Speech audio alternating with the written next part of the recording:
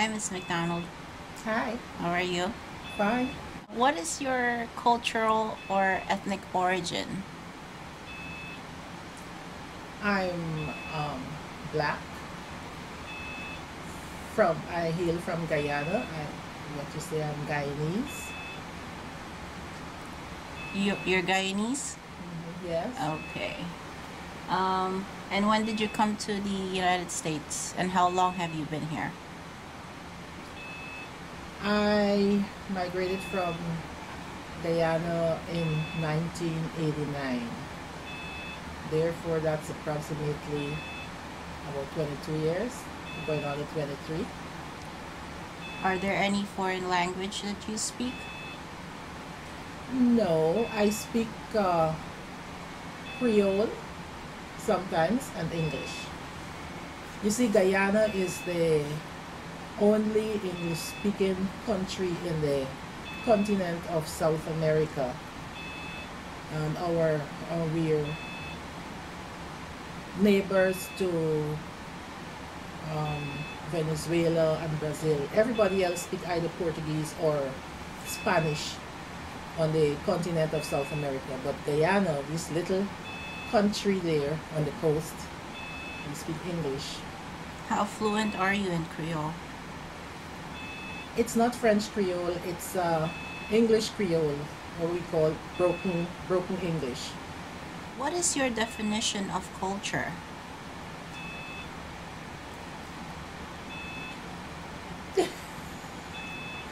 Stop it. I mean, what's my definition of culture?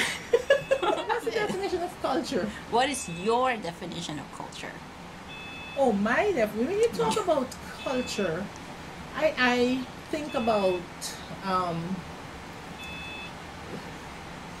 the way of life of a people involving every aspect of life holistically. Who holds the most status traditionally in the family, in your culture, and why? Who holds the most what? Status, like, like high status, like father or grandfather who holds the highest status In my immediate, in the family, in my within your immediate family, or my no, ex- like in general, in the culture, like who would hold Oh, okay, the male. the male. Mm-hmm. Okay. And does this person make the primary health decisions as well? Most of the time, but like way back before my time, in like a generation before, it used to be the male, but now we like discuss, the male and female discuss and come to the decision. Are the roles of men and women specifically defined in your family? My immediate family, Yes. not really, not really, No. because no, not really. My husband and I share chores, or we share responsibilities. And is that culturally congruent as well? Um, I think in this generation, yes, but in the generation before mine, the male made most of the decisions. Might um might feel this is a weird question, but how is a physical contact viewed in your culture? In terms of what? Male and female um, And yeah, coming together. When you say physical, so what kind of physical contact are you talking about? like any physical contact. Like if you're saying hello, would you touch somebody and say hello? Oh, oh. Um, in my culture where I come from, we have um, like 6 different races, and culturally, the like the East Indians, their cultures is a bit different from the blacks.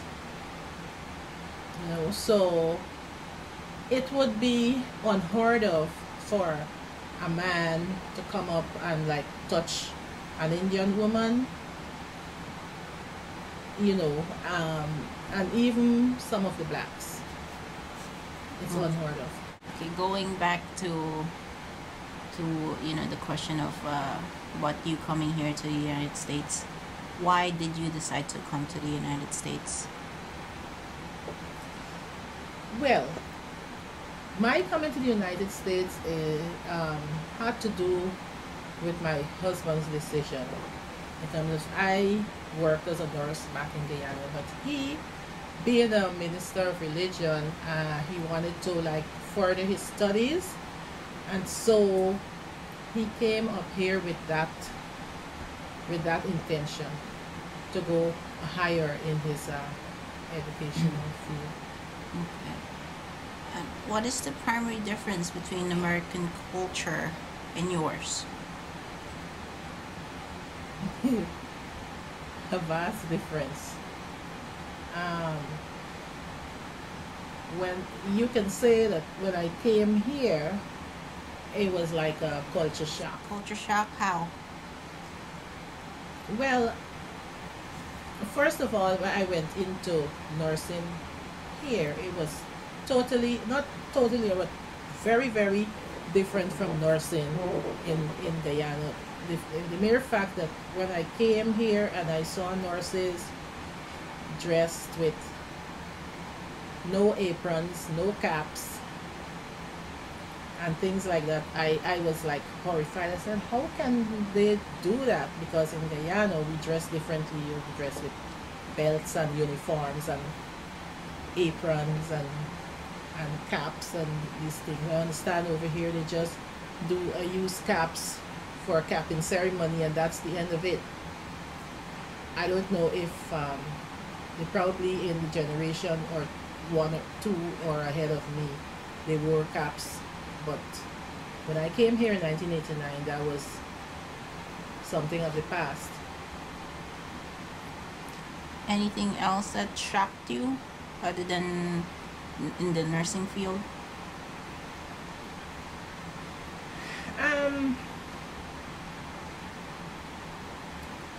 How people dressed, how they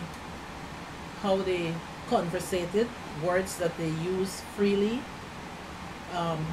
words that we would term curse words. People use it very freely out here and think that's a part of their conversation, and they think nothing of it.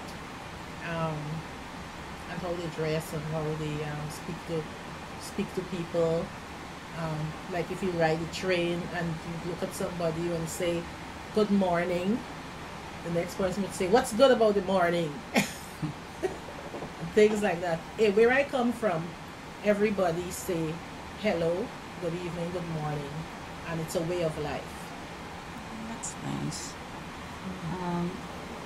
So did you have to, so you had to adjust to these Yes. new patterns, correct? Yes. And was it hard for you to adjust? Yes, it was. But How? I had to do it well.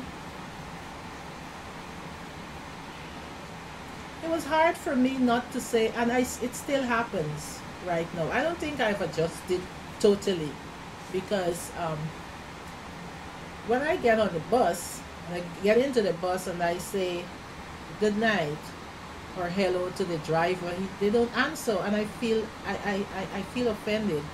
But I said, well, maybe I didn't talk hard enough, and so when I'm going off the bus, I say good night and no answer. It's still it's funny. I really can't fathom that kind of Even to this day that you've been here so long? yeah. It doesn't affect me so much now. Like when I had just come, I was really shocking. But it's not shocking anymore. I realize it's a way of life now. Okay. Um, so, how would you say, how Americanized are you today?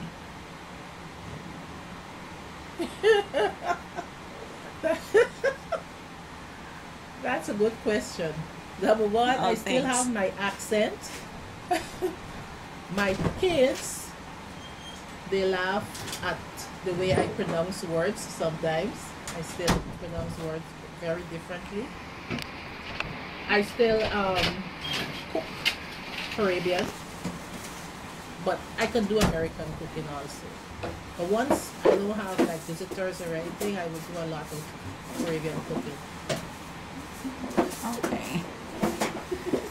Um, do you think young people today from that was born in Guyana that's here now in America have a sense of their culture from back home? Um, I'm talking about young people that it depends eventually grow upon up it here. depends upon how long they've been here or how young they came over here.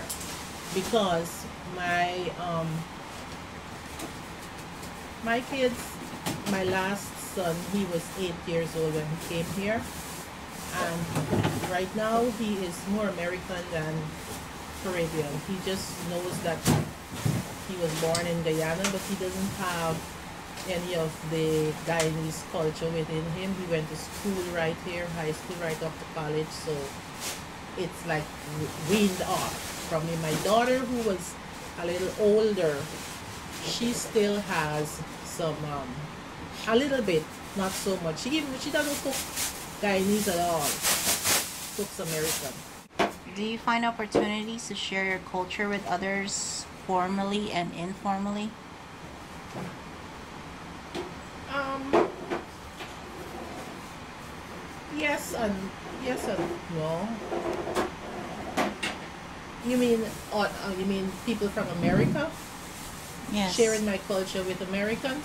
Yes. Well, the only way that I can do that is either but if you invite them to lunch or dinner, I'll cook Caribbean. And in terms of bringing up children and training them in the way that they should be able to be respectful to adults. That's a very strict part of our culture. Is there a group that you attend that would that you would share formally? Um, Basically, the church. Like I told you, my husband is a minister, and so we have our church. Now, the majority, the members are 99% of the members are of Caribbean background. So we try to, as a group there, a religious group, to try to instill some of our ways into the children. Does your religion relate to your health? Yes. How?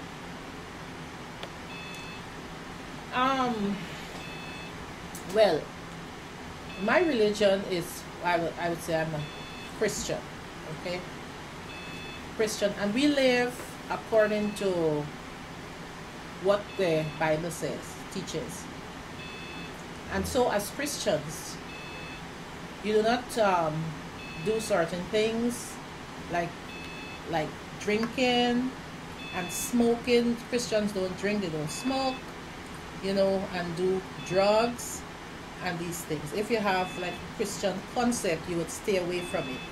And we have seen that, smoking, we're trying to get away from smoking because smoking causes cancer.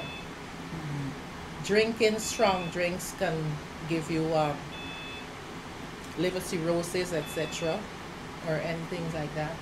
And so you don't find Christians, especially if they're practicing Christians from a young age, coming up to the old age, you don't find them getting these kinds of problems. You don't drink wine? No, You don't drink alcohol? no. Oh, that's nice. How is your family relationship like? Tell me about your family. I mean, my immediate family, the nucleus of my husband, wife, and kids. Correct. Yeah. We're a close knit family. It's not very large. It's my husband, my husband, and 3 kids, and I have 5 grandkids. So the kids are all married now. My second son just moved away to California, and it really took me. I mean, it affected me because he moved away so suddenly. But we still communicate by telephone or Skype very often, right? So I do miss them, the 2 boys. We miss them a lot. We had like an empty nest syndrome when they all got married and left the house. So it's just me and my husband in there. And my daughter, she's here, and she keeps close contact. She calls every day if she doesn't, come by. How's your work relationships? Well, I would think that I have a very good camaraderie with my fellow staff members. I don't think I have anybody here who I had any problems with. And my main thing is to come to work and talk with everybody and have a good relationship. I don't know if anybody doesn't like me, but they never told me.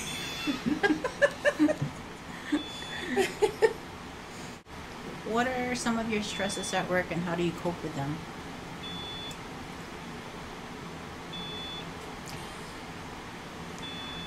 My stress, the only thing that stresses me out when I come to work is when it's too busy, like